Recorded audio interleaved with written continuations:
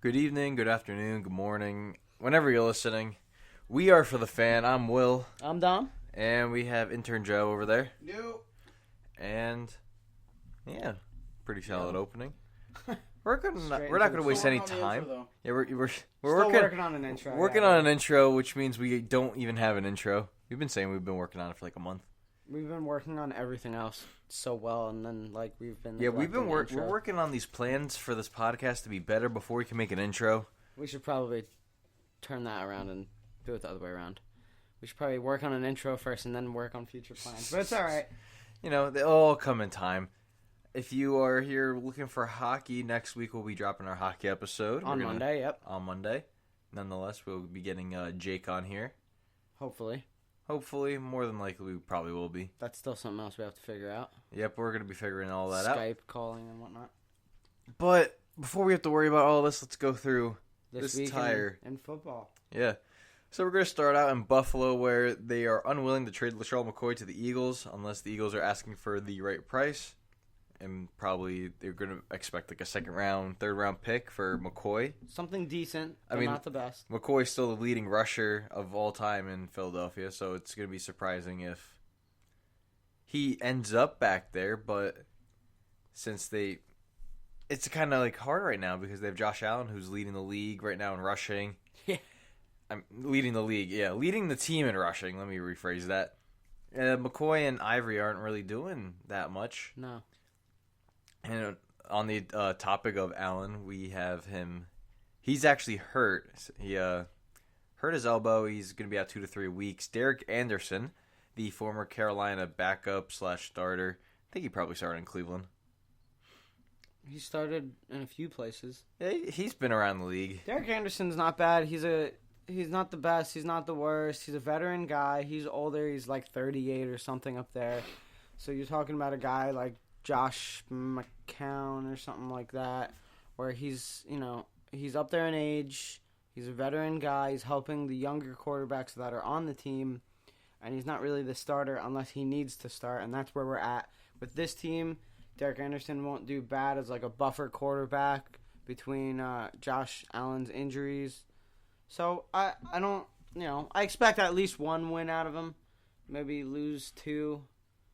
And that's that, and Josh Allen comes back in. It shows a lot that they are going to have Derek Anderson start and not Nathan Peterman, who I believe finished out the rest of that game in Houston this week. And he scored a touchdown. He scored a touchdown. They helped him come back, but he threw a pick 6 to none other than Jonathan Joseph. Yep. The ageless wonder at cornerback, 34 years old. And Houston ended up winning that game. Yeah. Second one we have here, the Seattle Seahawks owner, Paul Allen, died this week after complications with his disease, which is oh boy. I think it's all the way down there. Give me a second. Yeah, we don't want to mess this up. Which is non-Hodgkin lymphoma, if you know what that is.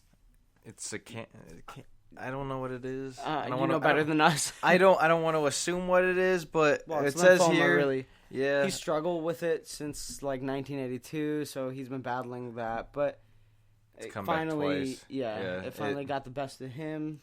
So that's sad for Seattle. Yeah, for Seattle lost. Trailblazers because he owned them. And he had a part owner. Microsoft. Well, he co-founded, and then he co-owned the Seattle soccer team up there. Yeah, absolutely. So he's not married. He'll doesn't be have missed any by kids. many.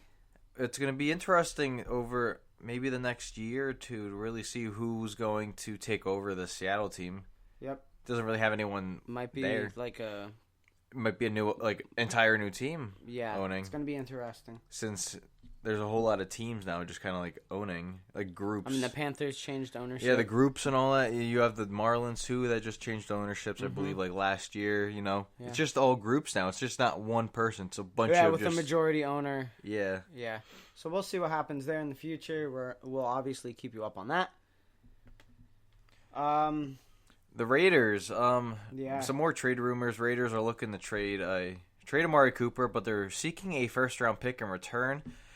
What would be the ideal trade? We've been talking about this. I know it's been rumored that they could go to the NFC East, either every team in that division other than the Giants, I believe. So Philly would be interesting because they have talent at the receiver position, and they have a good quarterback that can throw. So that would be interesting to see him go there, even though it would bump a receiver down at a kind of the starting lineup.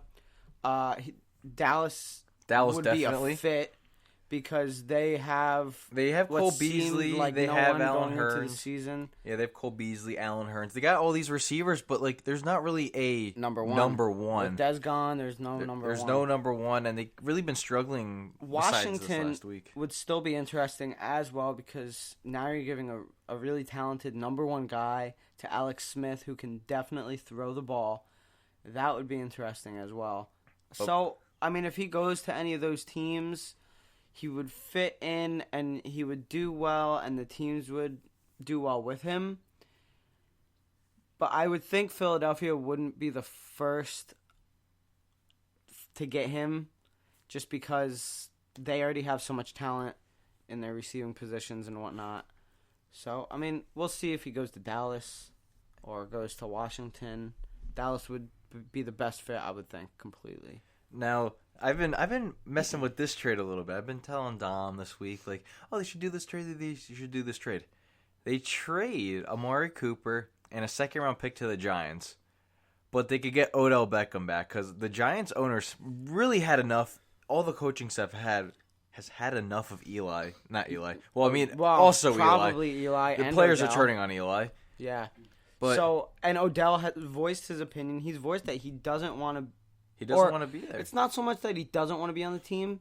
He's voiced that he doesn't think he has the best opportunity to excel the most that he possibly can on this team with their situation.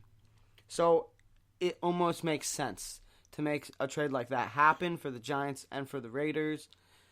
But the Giants weren't a top team for Amari Cooper, at least not what we know so far. Yeah, but you never know. He could not be traded. No, you never know. He might not be traded. I mean, we can't say. I mean, we've that seen weirder Gruden's at the trade pulled line. the trigger on these trades, so who knows? Yeah, anything could happen. And the last one, Adam Vinatieri is in sight of another record. He just broke the field goal made mark, I want to say, with like 565, something up there. Yeah. But now he's going to break another one, breaking the scoring record. He currently has 2,535 and all he needs is 2,544. He just needs 9 points, so just 3 field goals, and he has this other record. It's almost impossible that he does not achieve this, at least in the next 2 weeks. Maybe 3. It all depends. Maybe 1. So maybe none. He could do it in his sleep. Yeah. I mean, when has he been playing since? 1996, and he's going to be passing, which is crazy. He's going to be passing Anderson, who stopped playing in 2008, I want to say. Mm-hmm. So he's been playing for, 22 years now. He's been playing longer than we've been alive. Just about. Just about. Yeah. Maybe not. Or at least me. But, yeah. So that's obviously a huge deal. As a Patriots even though they're kickers and whatnot, and I'm not trying to compare the positions, but for kickers, this is as big as Drew Brees breaking the record he broke. Yeah. So I mean, for a kicker, this is a big deal. And as a kicker, you would need to be in the league for 20 plus years to achieve something like this. And as a Patriots fan, where he's won us single-leggedly multiple Super Bowls. Allegedly? This is leggedly instead of single-handedly, like what I did there. I love the guy and everything. So, that's a big deal. So, let's go into these recaps. Yep. Unfortunately, we did not see the Eagles-Giants game. We were at the Devils game. Yes, but we went back and watched some. We went back and watched the highlights. Saquon Barkley looked. Well, first of all, Philadelphia won 34-13 against the Giants. Yeah. Not big news. Not big news. It's not anything new. But before we get to the Eagles, though, we just got to talk about the very limited bright spots that the Giants really had, and that's just Saquon Barkley. He had, what was He it? had 13 carries for 130 yards. That's 10 on average. Yeah, and then he That's had 9 insane. receptions for 99 yards. I mean, come on. He's just an over 200 yards total offense for him. He's an all-around player down there. And I know it was raining there and all that, so they had to run the ball more.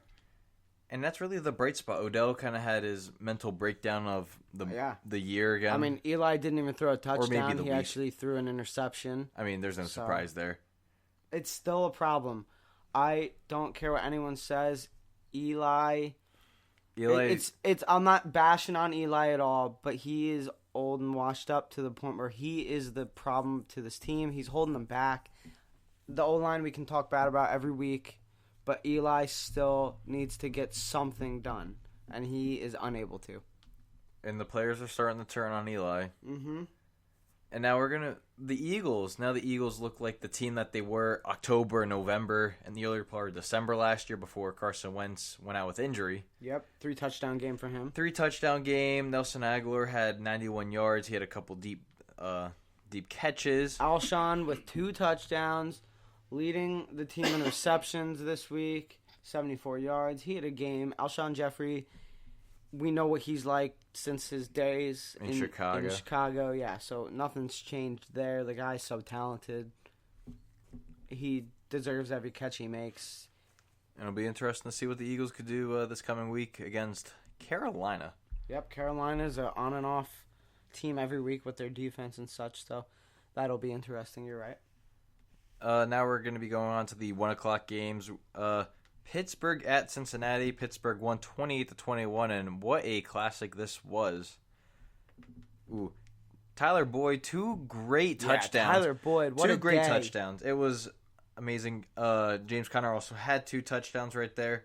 Juju, the magician, he made this ridiculous catch. He literally landed on his head. They rolled him down at the 1, but he was in because the head's not really a part that they can roll down. Mm-hmm. And it was really interesting. He had 7 receptions, 111 yards. He jumped over Denard. Joe Mixon came back against... he came back last week against the Dolphins. Oh, no. Yeah, he did come back last week against the Dolphins. I'm kind of like dozed off right now. He had a touchdown, although he only had 64 yards. Antonio Brown with the game-winning touchdown.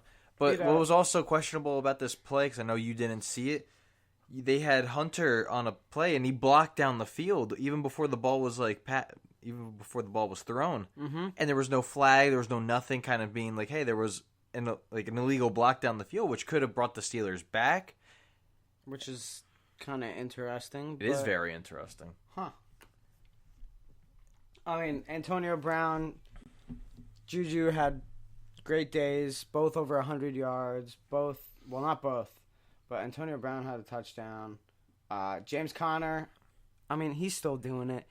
That's actually a big deal right now. Yeah, Le'Veon Bell. Who is going to start, even if Le'Veon Bell comes back, which week 7, this is when Le'Veon's supposed to come back, right? Week 7, it's week 8. Well, it is week 7. They're on the bye week. Week 8, he's projected to play. That's that was told. I don't think he's practiced yet, right? He hasn't returned to the Steelers facility. They don't know what's happening. But Big Ben has voiced his opinion, saying he wants Connor to get reps, even though Bell's returned. Or if Bell returns. Well, if. This is it's a waiting game. Big deal right now. What happens to this team if Le'Veon Bell comes back? Do they start Connor? Do they start Le'Veon Bell? I mean, what do you think? I mean, hey, you got to go with the hot man right now, James Conner. I know you have Bell, Bell's just kind of in that weird situation. Yeah. If he doesn't come back before the game, the latest he could sign that franchise tenure, which is he could get franchise. I want to say it was week 10 or week 11. I think so, but he cannot. The Steelers could franchise him again. Yeah, and they could just go through this whole thing again because they're not losing any money. They're not gaining any money. At this point, what the Steelers are doing is keeping the rest of the league from having access to Le'Veon Bell, and that's that. Because I know teams want to trade for Le'Veon Bell, but they're asking way too much. They're asking for a good player for a guy that possibly could not even resign. I just think they have to let him go. James Conner has made way too good of a case to be the starter on this team, and I don't see why they would possibly change up a position that they're already having success in. Even though, yeah, Le'Veon Bell could be as good as he is, just still, why would you change up that position? James Conner, 111 yards, 2 touchdowns this week. That hasn't changed from any other week this season so far. So I just don't see why they would make that change if Le'Veon Bell was to come back. And to go back on that Le'Veon Bell thing, if he does come back, they could put a transition tag on him, and that's they'll probably put a first round tenure on him. So if any team does sign him, they just get the first round pick. Mm-hmm. And hey, maybe no one signs him. They can move that transitional tag off. It's going to be interesting to see for these next few weeks. We're going to be going on to Carolina at Washington. After a late comeback by Carolina, they just fell short 23-17 against Washington. Early on, DJ Moore had 2 fumbles, and it would just look disastrous for him, causing the turnovers, and it got the Redskins off to an early lead. And it was a great sight to see the 2011 all over again. Vernon Davis and Alex Smith connection. Yeah. San Francisco, they're still in red uniforms. It was nice to see that all over again. Vernon Davis. I mean, they had Jordan Reed, AP all day. AP 97 yards. Decent game. He was up there in yards. I'm looking at the stats for rushing on this team. They had 6 different guys at least run the ball. They handled at the least, ball. Run a rushing play, which is pretty interesting. I mean, Alex Smith had 6 rushes. He was second to AP in rushing. They had guys all over the roster running this ball. So that's pretty interesting. Washington really, really relies on their rush game. And they kind of come through every week almost so far. The week they didn't was New Orleans. And they got destroyed in New Orleans because New Orleans had such a good run defense. So as long as Washington can run a ball in a game, I think they win that game. Paul Richardson also had a touchdown. Josh Norman picked off his former teammate Cam Newton, which he also fought the year they went to the Super Bowl. Devin Funchess literally said, "Get off me." He caught a touchdown, but Graham Gano, after making a 63-yarder to win the game against the Giants, he missed an extra point. Torrey Smith got a touchdown and the 2-point conversion. Although they still fell short, Carolina did play a good game, even though the refs really didn't call anything that was happening against them. It seemed like Christian McCaffrey didn't really get going. I mean, he had 8 carries for 20 yards. It's pretty slow for him. I know, obviously, he's kind of a receiving back, and he had 7 catches, but, I mean, where's their running game? Because Christian McCaffrey had 8 rushes. Cam had 9. So Cam was actually the leading rusher on this team this week. And DJ Moore had a rush. So Christian McCaffrey, that was it. CJ Anderson didn't even touch the ball. Cam Newton was really running the ball, but they fell behind short. They fell behind really quick, so they couldn't really rely on that run game. Yeah. But, I mean, I feel like maybe try and get something going, at least a little bit more. We're going to be going on to Indianapolis at the New York Jets. The Jets won 42-34. It was a literal shootout. First play of the game, they threw to either Marlon Mack or Hines. It got bobbled up in the air. Jamal Adams flicked it up. Morris Claiborne, pick 6. See you later. And how did the Colts respond? A Marcus Johnson 34-yard touchdown. Right to respond, and that's when the Jets knew, oh, damn, this ain't going to be good. And it was just a shootout from there. Andrew Luck was picked off 3 times. Quincy Nunez had a costly fumble. The Jets' red zone defense showed up that game, and it was really important for that since they were without Buster Screen, they were without Tremaine Johnson, your 2 top corners on the team. This is interesting. Andrew Luck really spread around the ball this game. I mean, he threw to 1, 2, 3, 4, 5, 6, 7, 8, 9, 10, 11 receivers in this game. That's impressive. I mean, no one had more than 5 catches, but he really spread around the ball even this without game. 4 different receivers had the touchdowns. I mean, they ran the ball with 6 different guys. So this was kind of interesting. They really spread around the ball everywhere, in every position on offense. So that's pretty interesting. Andrew Luck did have 4 touchdowns, even though he had 3 interceptions. He had 301 yards. Yeah, T.Y. Hilton and Jack Doyle were not there for that game, so he had to rely on a lot of younger guys. But I'd also be wrong to say that Sam Darnold didn't spread around the ball either. I mean, he threw for what Sam Darnold had, like 7 receivers as well. So he was up there with that. Yeah, Quincy Nunwa hurt his ankle, so he's expected to miss in the next couple weeks. Sam Darnold had a beautiful pass play to Terrell Pryor in the end zone. Oh, it was beautiful. Avery Williams got an interception off of a Leonard Williams pancake shove to the 6th overall pick, Quentin Nelson. And it was literally the reason why Andrew Luck threw an interception, because they brought the pressure to him. Bilal Powell doing what he does best. Curse doing work. The running game not so bad for another week in a row. The 4th round pick the Jets had, Hurden, the 4th, had a 34-yard touchdown, and it was his first of his career. It was great to see that, seeing the rookie connection right there. And also to put on the fact we never really appreciate kickers enough. Jason Myers was 7-7 on this day, and then he had made 3 extra points on top of that. Yeah, that's 24 points. Jeez. The Jets only punted once, and that's really surprising considering they looked really good. They just looked good all around this game. Yeah. And that's impressive. 7 out of 7. Is that like a franchise record? That's maybe? a franchise record. I don't know if that's a league record or not, but that's impressive. 7 kicks in a game, that's mighty impressive. Oh yeah. Next game we are going to is Buffalo at Houston. We already brought this up. Houston won 20-13. Early on, Josh Allen had a very risky throw. I didn't know what he was doing with the ball, but he threw it to McCoy, and somehow McCoy made it into a 22-yard game. A blocked punt, I want to say, by Houston. I just kind of like roll all these down. DeAndre touchdown going up. J.J. Watt is just causing mayhem this game. It was also very interesting to see this game. In the pregame, Josh Allen asked Kelvin Benjamin if he wanted to do some routes, and Kelvin just said no. Kelvin is probably giving up on this team. It's not safe to assume, but it just looks like he's going to be giving up on this team. I don't know too much about Kelvin Benjamin, but I feel like Kelvin Benjamin just doesn't have the best attitude, really. He's one of those guys that he thinks unless things are going well and he is having a great game, that he's not in the best state of mind towards the team.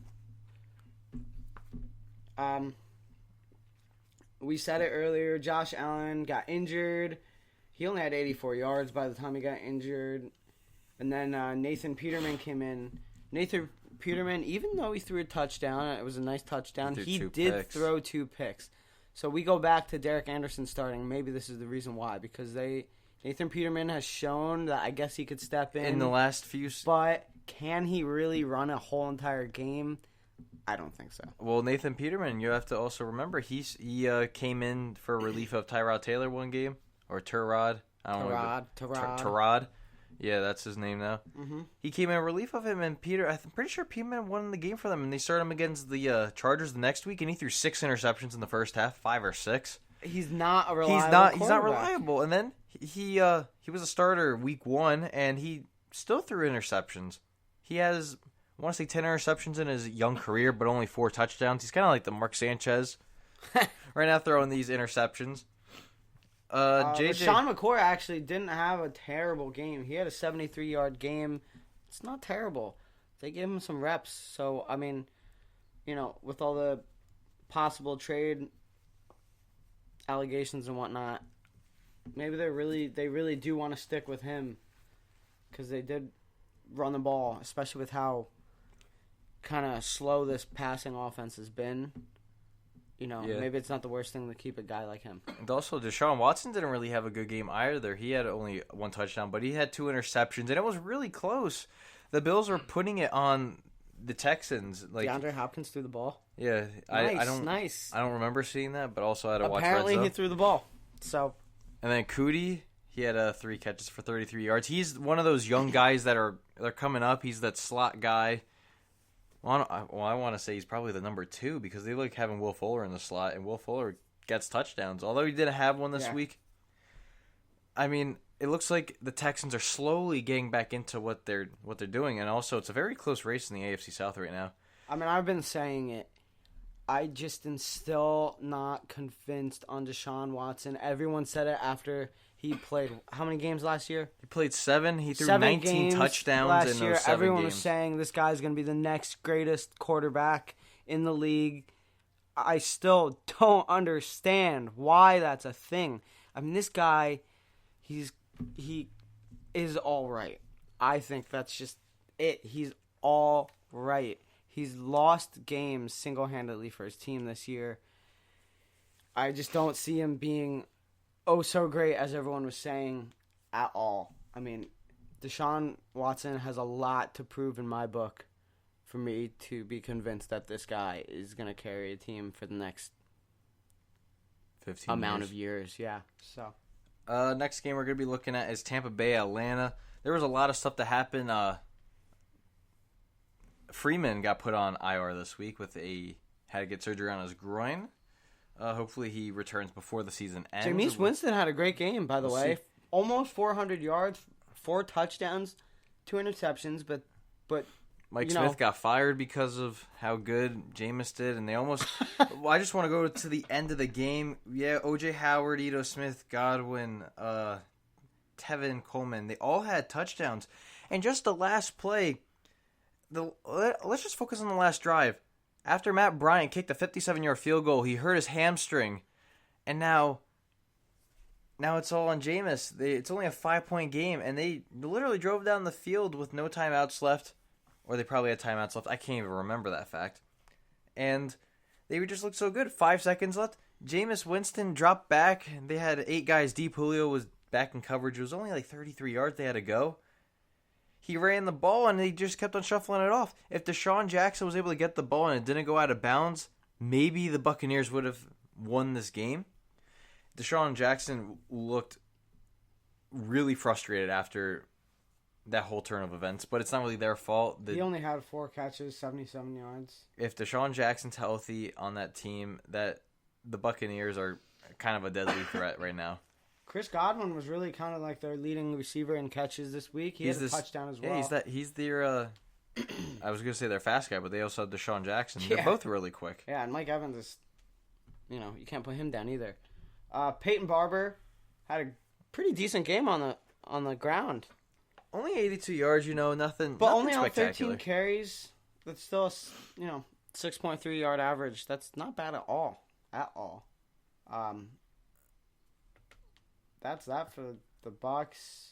Julio Jones also had a great game, 144 yards, 10 receptions. 10 receptions. Austin Hooper, 9 receptions. Mohamed Sanu had a touchdown there. Also, Calvin Ridley is hurt. I don't know what his status is for this week. They don't think he's playing? I think, aren't they on a bye this week? No, they play Monday night. That's right. I think at the moment Calvin Ridley is questionable. I know he's not out. So, it's possible he plays. I don't know what the specifics are on his ankle. It all depends the pain tolerance and all Yeah, that. I think it's all on if Calvin can think he can play. All right, let's go to the next game. Seattle at Oakland. This was a London game. Seattle just decimated Oakland 27-3. There's not really a lot to report on this game other than Amari Cooper got hurt. Marshawn Lynch also got hurt. The Seahawks only had 220 yards passing. Yeah. Brown had a TD. David Moore. I mean, they had a lot of guys taking carries. There's not really a confirmed starter up there. Rashad Penny's frustrated still with his thing. David Moore caught a TD over one of the camera guys. Oakland's just falling apart. Frank Clark of the Seahawks had 2.5 sacks, 2 forced fumbles. Yeah. 2 forced fumbles. Carr just looked terrible. That's really all I have for this game, and that's all I really want to talk about this game. Yeah. Because I did not see a lot of it. I look at the receiving, and they have guys like Jared Cook, who they know they can rely on, who had a great first 4 weeks of the season, and he was only thrown to twice. Amari Cooper, I don't know how much he was thrown to. Jordy Nelson only had 2 catches for 6 yards. Come on. You know, I mean, they're throwing to running backs. Again, we've talked about this. I've talked about this. I'm very adamant about this. Derek Carr, you need to throw to someone other than your running backs. Be bold with the ball. Put something up there. Put some heat on the ball. I mean, you can't just check down to running backs every play and expect to have success in the league. Derek Carr only threw for 142 yards. He didn't throw any interceptions. Great. You know, this might be the first week he hasn't thrown an interception, which is rough as it is. But you need to do something with the ball other than throw to your running backs. It's just kind of ridiculous. I think this team's failure falls on Derek Carr. I don't know. Not Gruden trading away his best players? At this point, I want to say it's their best. Derek Carr doesn't throw to their best players that they have now. So I almost don't blame Gruden for, trying to get some talent out of Amari Cooper. It's kind of ridiculous to me that Derek Carr has done so well in the past 2 years ago. Great season. And then just, what is he doing this season? Really? Nothing. He's not getting anything done. Something needs to change. I've been saying it since week 1. Something needs to change. Derek Carr needs to do something other than what he's doing. And, I mean, that's that. They have this bye week this week coming up. Changes need to be made now if they want any chance at playoffs. I think the playoffs are kind of out of sight right now. Yeah. I mean, it's always possible. It is what it is. If Derek Carr comes and tears up the league like he did 2 years ago, it's possible. But, like I said, they need to change something if they want any chance of that happening. Next game, we're looking at Arizona at Minnesota, 27-17 Minnesota win. Let's start off. Dalvin Cook was a late scratch. They wanted to test his hamstring pregame, and he just did not look good. Which means Latavius Murray was the starting running back. He scored the first rushing touchdown that the Vikings have had all season. He had good numbers. I mean, he was the workhorse, too. 24 carries, 155 yards. That certainly is not bad. Trey Boston had an interception for Arizona. Yep, he's having a year. Yeah. Trey Boston's having a great year. Rosen had a nice deep ball to one of his tight ends down the field, although they couldn't cap off with a touchdown there. They kind of got stopped on 4th and goal. Budda Baker had a touchdown pick city off of the Captain Kirk. And Adam Thielen had a 6th 100-yard game, and he only... Over 10 catches again. I mean, geez. Adam Thielen is receiver of the year already, it seems like. I mean, this guy's up near 60 He could be receptions. MVP. At the rate he's going, he could be an MVP It's candidate. bold. I mean, there's absolutely no way Adam Thielen, unless he gets hurt, does not complete over 100 catches. Absolutely no way. He's up near 60, and we're coming out of week 6. I still cannot get these weeks right. They fly by. Right? Yeah, we're coming out of week 6. Week 6. So, geez. I mean, leading receiver for sure. Next game we're going to be looking at is the Chargers-Cleveland, 38-14 Chargers. Melvin Gordon had a hat trick of touchdowns. There was a blatant false start on the Chargers by Russell Okung. They didn't call it, and Tyrell Williams went up, caught the touchdown.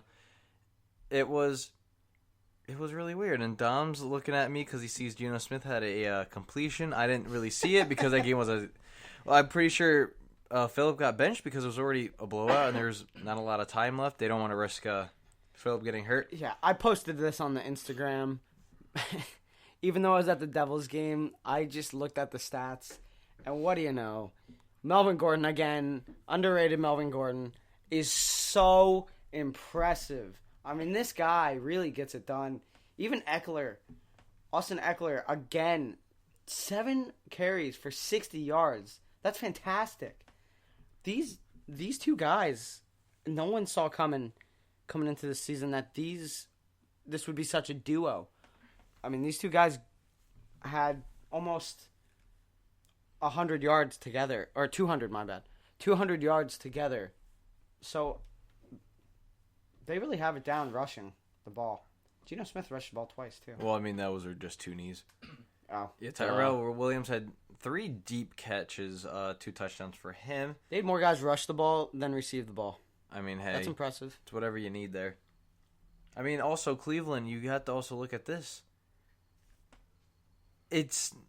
You're going to have more ugly losses than this, but you should be proud of what your team has already accomplished so far. Because it's already amazing to, like, what they have done already. I mean, that's really all I have. Now we're going to go to the next game, Chicago at Miami. Chicago wore their ugly orange uniforms. Had to write that down. Tannehill was a late scratch after hurting his shoulder, so he had Well, who won this game? What was the score? the BCB. It was 31-28 Miami in overtime. Yeah. Leonard Floyd had a suplex on Amendola. I don't know what it is with these defenders in Amendola. They just don't like him. Is it just because he's short? I mean, it was weird. Pinpoint accuracy. It looks like Mitchell is the real deal right now, and he's really proven it. 316 yards, 3 touchdowns, and an interception, but that's okay when you're doing this well. I mean, Trey Burton was Air Burton this week. Tyreek Cohen also had a very good game. He had 31 yards, 1 touchdown, but he also had Gabriel, great game. 7 receptions, 90 yards. Taylor Gabriel also had a good game. Allen Robinson caught a second touchdown of the year for them. Kyle Fuller, interceptions. And talk about the overtime, because the overtime was pretty crazy. It was crazy. But before I could get that, Albert Wilson's just has get away from the cop speed. 6 receptions, 155 yards. Yeah, what a 2 game for that guy. touchdowns. I mean, after being the special teamer / kind of deep in the depth chart for receiving in Kansas City, he's really finding himself in Miami. And now this overtime, all that the Bears need is just to kick a 51-yard field goal, and they win it. And they choked it with like 2 minutes left, and then Miami just kind of drove down the field. Went all the way to the 1, I believe, right? Yeah, the Miami went all the way down to the 1. Kenyon Drake fumbled it literally on the goal line. Chicago picked it up. I actually forgot about that. Yeah, that's why it was so crazy this overtime. Then Chicago, what happened there? Chicago went all the way, Yeah, kind of not all the way down, but they went down. Chicago earlier that game went all the way down and fumbled on the 1. So it was really weird to see both teams do that. I want to But see in it was in the same end overtime, zone. Chicago got the ball after the Kenyon Drake fumble. Then Drove all the Chicago way down. missed a field goal, right? Yeah, they missed a field goal, 2 minutes left, and Brock And Miami. Osweiler, all he had to do was go 30 yards, and he did, and they won. I thought it was going to be another tie. I'm not really digging these overtimes that much. Yeah, Brock Osweiler. How about that? Brock Osweiler wins them the game in his first start. And he has as many 375-plus yard games and 3 touchdown games as Tannehill. Because Tannehill doesn't have any.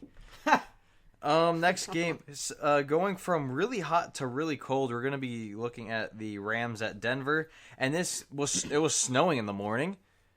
It was maybe the weirdest game ever because you only see snow games if it's New England in October. Yeah. Also, this was just Todd Gurley. That's the game, Todd Gurley. Plus yards rushing the ball. That is impressive. And he also received the ball a few Twice, times. 17 yards there. Cooper Jared Goff not throwing a touchdown. He had a very bad game, but it was all because of the Denver defense. I mean, you're Really also talking about mayhem. a California kid coming into Going from one of the 80s and coldest sunny games. to 24 degrees at kickoff. It was literally a winter mess up there. Yeah. Cooper Kupp had a very scary knee injury on the sideline after a very blatant horse collar. He came back in the game, but he has I think an MCL sprain, so it depends how long he misses there. And that's really it. Case Keenum had a very decent game. 322 yards, 2 touchdowns. Emmanuel Sanders also being Emmanuel Sanders, 115 and a touchdown. Denver didn't really get anything going running the ball. I mean, mean, no you one really has more can't. than 22 yards. I mean, you look at Todd Gurley on one side of the ball, and this guy has 200 plus. And then you look at Denver, and they have nothing. Yeah, you also got to compare, though. You have That the defensive lines you have to run through, too. Emmanuel Sanders had a great game. Emmanuel Sanders had a great game. Demaryius Thomas, he still did good, 57 yards and a touchdown. Next game, Jacksonville at Dallas. This was maybe the upset of the week, if not the year. Dallas putting 40 on Jacksonville's best defense. And all I have to say is Jalen Ramsey was just like, I don't know. Nope, I don't know. He's not really answering any questions. He's not really talking that much. The double B's, Blake Bortles, not really having the best game. I mean, interception, touchdown. Dak Prescott was pretty much the reason why they won. Also, you had Zeke having a. I mean, Dak didn't even have that good of a game for them to have. I mean, as it was points his. as they did. It's been his best game since his rookie year. Really, he hasn't really. No way. 183 yards, 2 I touchdowns. mean, like it's his most accurate game to date. I mean, although it's not accurate, you have to if you watch the game, you would know what I was talking about. Fair enough. Cole Beasley looking good feeding Zeke. D.D. Westbrook, I'm pretty sure had a touchdown that game. I mean, Dak did have 82 yards rushing. Yeah, I mean, and 11 carries. Jeez. Yeah, and he had a touchdown there. He looked really good there.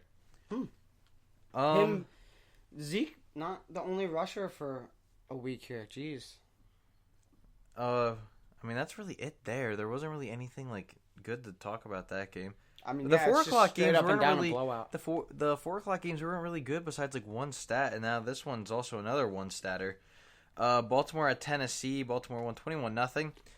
Marcus Mariota only completed, I think, about 10 passes, but he got sacked. Attempted 15. He got sacked 11 times by crazy. So Darius Smith had 3 sacks. I mean, no one's really knew about him. Alex Collins had a touchdown. The Ravens had a 19-play, 94-yard drive in 9 minutes, scored a touchdown there. And also the big thing of the game was Alex Lewis. He got carted off the field with a neck injury. I want to say they said it was a stinger or something. But he's questionable to play this week, which is really a great sign. That's really all I have to say about this game. There wasn't really anything flashy. No, Crabtree. It was just so one-sided. It was really one-sided. No one on the Titans had more than 2 catches. I mean, Marcus Mariota just did not have a good game.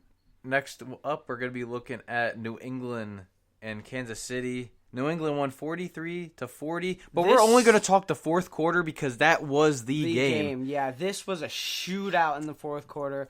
It was Tyreek Hill just going off for Kansas City. If you didn't watch the game, Brady just think going off for the Patriots. Just think of the fourth quarter as the biggest game of hot potato you've seen. It was one-way touchdown, other-way touchdown, one-way touchdown, other-way touchdown. There was 4 touchdowns within what? The last 5 minutes? 5 minutes. It was crazy. Brady diving in through guys for a touchdown. Tyreek Hill with 3 touchdowns, I think, in the fourth quarter. If not the fourth, it was the third and the fourth. I mean, the guys, great game. Patrick Mahomes, if Patrick Mahomes is going to lose a game, I think he loses it in this fashion, in an absolute shootout. I mean, he still had 352 yards with 4 touchdowns, even though he did throw in 2 interceptions. That might have been a little bit of a downfall. He had 23 catches on 36 attempts, though. Kareem Hunt did pretty well running the ball. I mean, geez, Kareem Hunt alone had over 100 yards pass catching. Pass catching. I mean, Kareem Hunt also had his best game of his career against none other than New England last year. Yeah, absolutely. And his breakout game as a rookie, too. Tyreek Hill had 7 receptions, 142 yards. Like I said, 3 touchdowns. What a game for him. Kelsey, 5 catches, 61 yards. On the Patriots side of the ball, Brady only had 1 touchdown. Which is surprising. Even though he had 340 yards, he kind of matched Mahomes on completions and yards. Sony Michel having his best day of his young career. 24 carries, 106, 2 touchdowns. Gronk, 3 receptions, 97 yards. Also, the Chiefs were really short-sided. They didn't have Eric Berry. They didn't have Justin Houston. They were very low on defense, safeties, Josh Gordon and linebackers. Looked good in this game, too. Julian Edelman caught his first touchdown in over a year. Yeah, huge deal there. I mean, really, there's not much bad to talk about both teams. Even on defense, both teams didn't look terrible. It's just these 2 offenses are so high-powered that what can you do on defense? I mean, looking at the box score, there's points. There's a lot of points in each quarter, but then you get to the fourth quarter and they just go off. There's 30 points alone with both teams combined in the fourth quarter. So that was That was a fun game to watch. If you stayed up on Monday or Sunday night, stayed up and watched the fourth quarter, you were in for a treat. Moving on. Monday night game. San Fran, Green Bay. Also, this was another game that was just really weird. San Fran looked really good. C.J. Beathard had a couple deep passes to Marquise Goodwin, going for 2 touchdowns, 126 yards. Damn.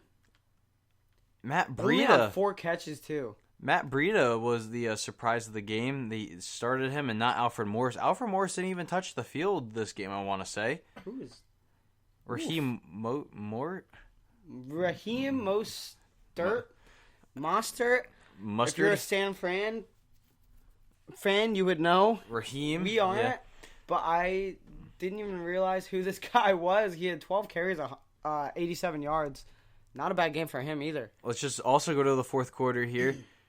Aaron Rodgers, being a bad man as he is, literally just makes it look easy every time. He does these storybook endings that happen every if time. There is a clutch quarterback right now. It is Aaron the Rodgers. clutchest quarterback. Rodgers got hit low in the I want to say it was like the second to last drive that they have, but they didn't call it. They called illegal contact on Richard Sherman, which extended their drive.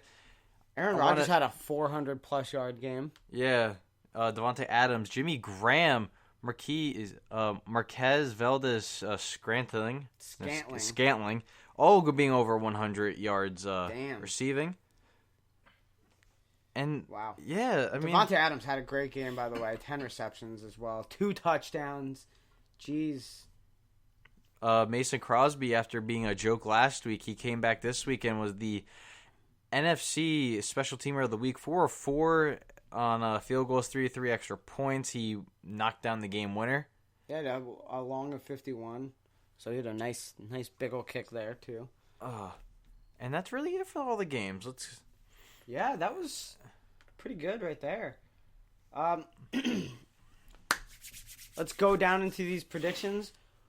We didn't post did we post the result of last week's predictions? No. Wow. Okay. Well, as soon, you know what? The post that we make for the podcast being out tonight, we'll also post we'll the post predictions. that as well. I don't currently know where we're at. I think it's. I know we're close. I think I'm closer by like 1. We'll so we'll figure it out next week. I think. No, we'll figure it out. Well, when we post that, we'll figure it out to tonight, Wednesday night. But let's move into next week's matchups. Going with Thursday night. Not the most exciting game, but it actually could be pretty cool because Denver competes and Arizona is now competing. Denver is playing in Arizona. Will, you're picking Denver? I'm picking Denver, and it's because there's a bad man on the other side of the ball, Von Miller, who's going to be getting in the face of Josh Rosen. They also have Shane Ray, Derek Wolfe, Derek Wolf's a Pecco. bad guy. And they also have Bradley Chubb, who could get in the face of his other fellow rookie mate, Josh Rosen. And I'm just going to say that Denver's defense going to win Arizona. Denver's defense going to win Denver this game. That took a lot. I have Arizona. Yeah, I have Arizona. Arizona showed us now that they can compete, and their defense is on fire right now. I think Arizona just takes advantage at home and comes up with a W here. I'm going Arizona all the way. If Josh Rosen can throw like he has and his receivers actually catch the ball, that's a win. Next we have the London game, Tennessee at Chargers, but that's London. Not really at, it's in London. I feel bad for all those Charger fans. You have to wake up at 6:30 in the morning to watch your team play. Jeez. And by that point, I just DVR the game. We're both picking Chargers, and it's only because there's a man named Phillip Rivers, and they have Melvin Gordon, Eckler, Keenan Allen. That's really... I mean, you look at Tennessee this past week. Yeah, isn't Tennessee on top of their division right now?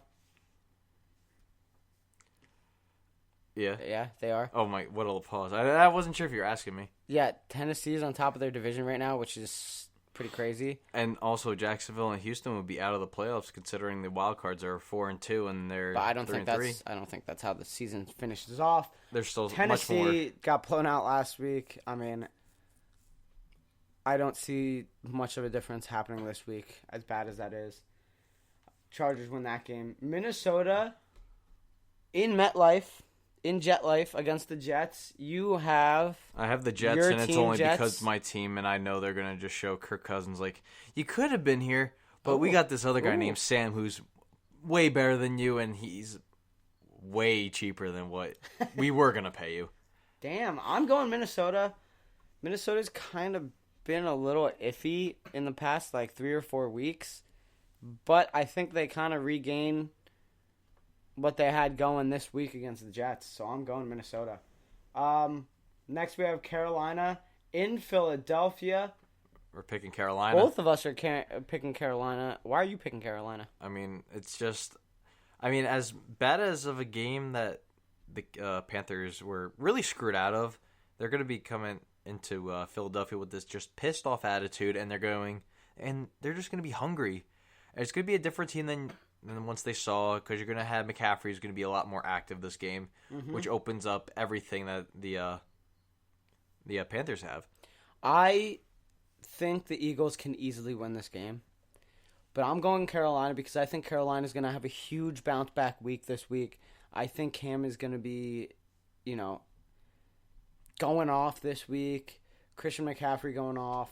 Their defense doing really well. I see Carolina winning this game off of a bounce back with them struggling the past few weeks. But like I said, the Eagles really can easily win this game as well. So this was a little bit of a toss-up. But I just have that bounce back factor for Carolina. Cleveland in Tampa Bay. Both of us going with Cleveland. It's only because it's Cleveland. I don't even think we need to explain this game. I think Cleveland's defense is so good. I have them kind of shutting down Jameis a little bit after the week he had.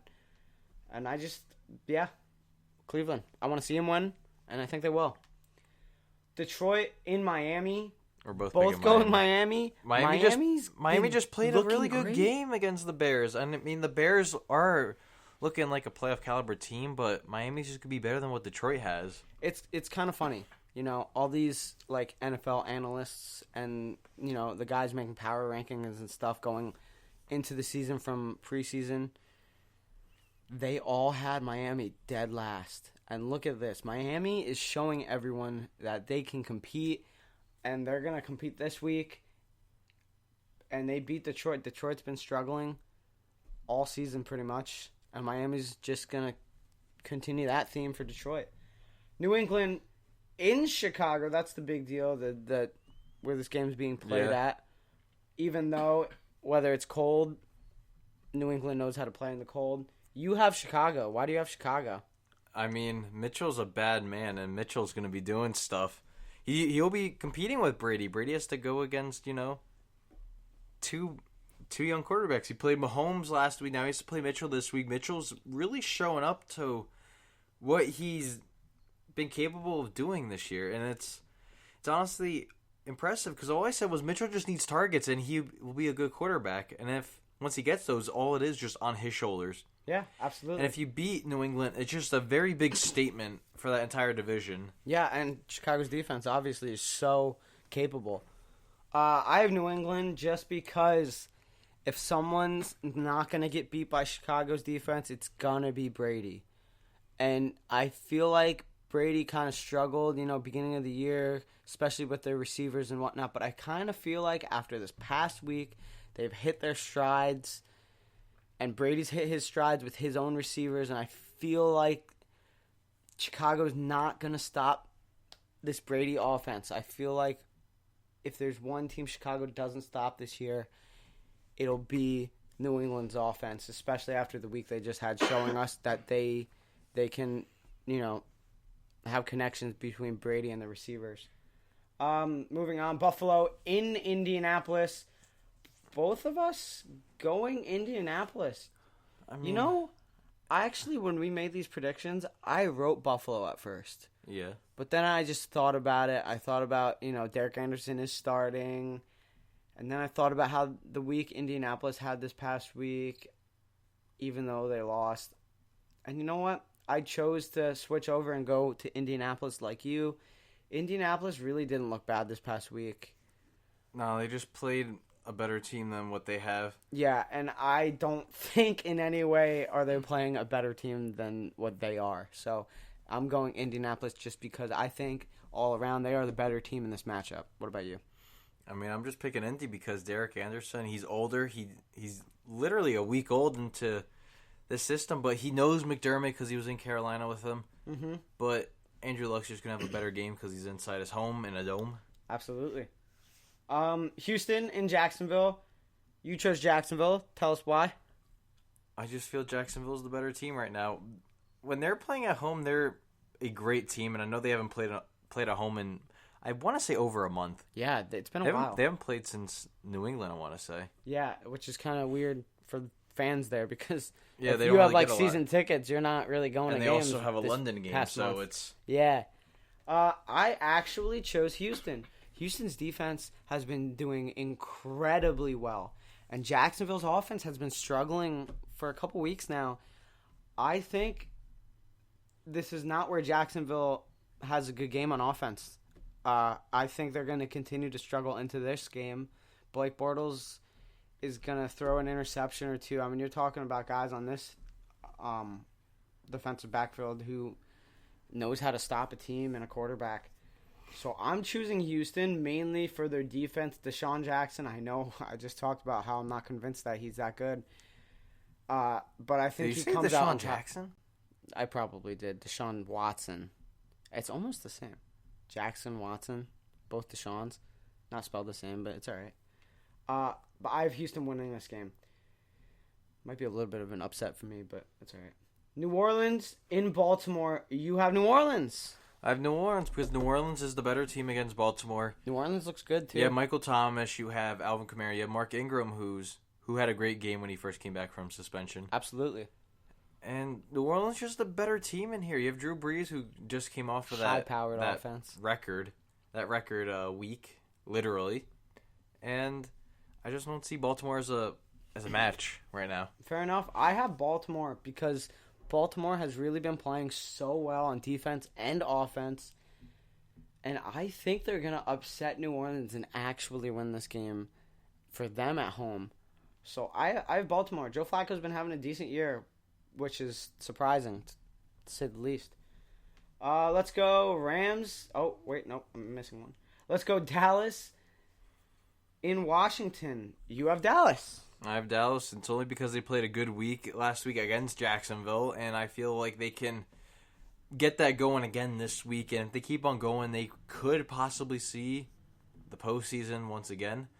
But you have to take it a week at a time. You got to see what they do this week. But if they could do what they did last week against literally the number one defense in the NFL, they could go by Washington cleanly. Fair enough. I have Washington. Washington has been a very underrated defense, but they've really kind of done very well on defense this whole season, which has been a little bit surprising. So I have Washington winning this game. Washington's running game. It's kind of like Chris Thompson and AP versus Zeke this week. And I have the duo of AP and CT going off all day. All day.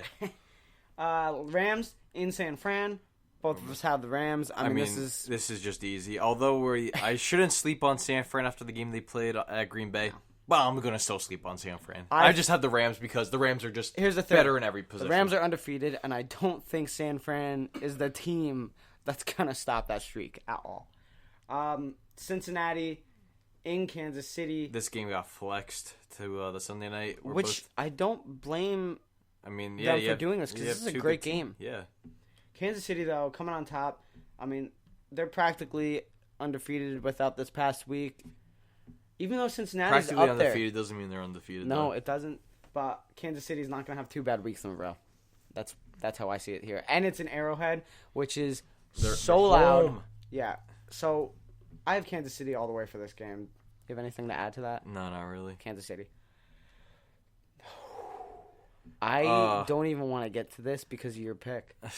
This is the first time. Well, let me announce the game first. The Giants in Atlanta, and Will, for the first time this season, is going this is a first that one of us picks the Giants, and I'm not making that mistake. Will, tell us about the mistake you're making here. I just feel Odell, Saquon will be doing. They'll be doing work this. They'll be doing work this game. I'm getting laughed at right now. Joe liked that one. What? Joe liked how I added the mistake part in there. Continue, Will. I mean, hey, Joe and I made fun of Don for picking Buffalo. I'm going to pick the Yeah, Giants you're not because Atlanta's just not healthy on defense. They just look terrible on defense everywhere they go because they don't have Neal. They don't have, I want to say Ricardo Allen was back there. They don't have Deion Jones. They're just depleted on defense. And that means Eli Manning could probably look like an NFL quarterback for the first time since they won the Super Bowl like 8 years ago.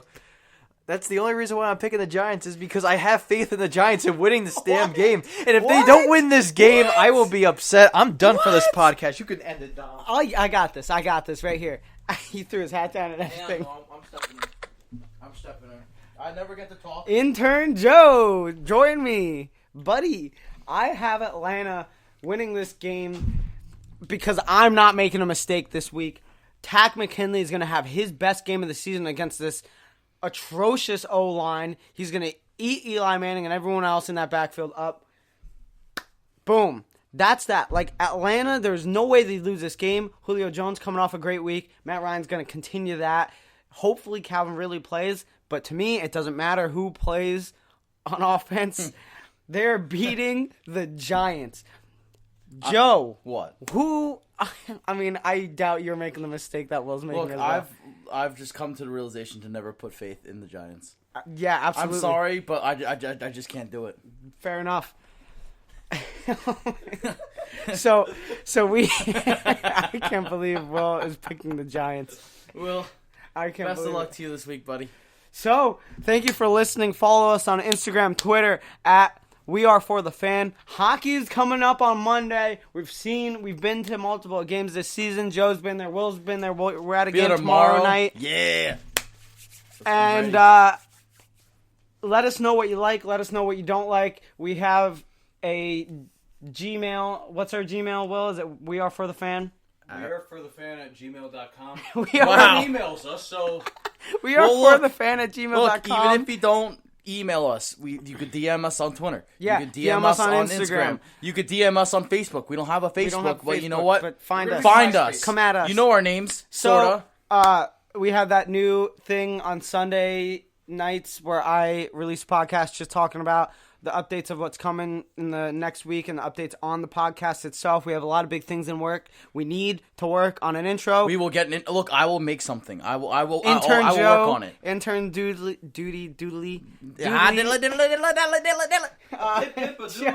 Joe is going to do that, and we're going to help him, and we're going to make an intro for you guys because we need an intro. And that is that. Good night. Goodbye. Have a good week, everyone. I'll update you on Sunday. We'll put a great podcast out with hopefully Jake on Monday. After we get off this podcast, we're going to figure out the Skype calling so that we could podcast with Jake.